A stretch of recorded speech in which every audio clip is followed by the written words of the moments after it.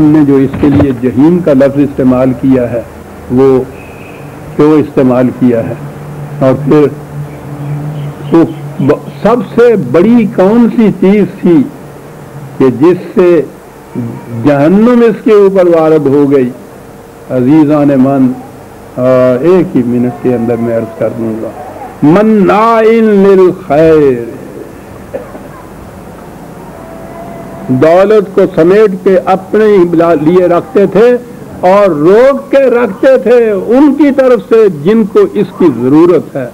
یہ ہیں جن کو کہا جائے گا کہ بھیج دو جہنم کے اندر، اور تفصیل آئندہ صحیح عزیزان من۔ سب سے بڑا جرم قرآن نے یہ قرار دیا، یمنعون الماعون،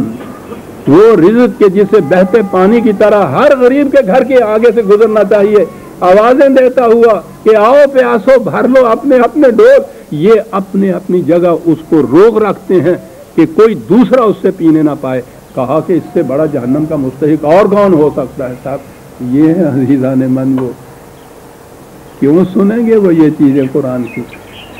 ربنا تقبل منا انک انت السمیع العلیم، سورہ قاف کی آیت 25 تک ہم آج آ گئے، 26 میں آئندہ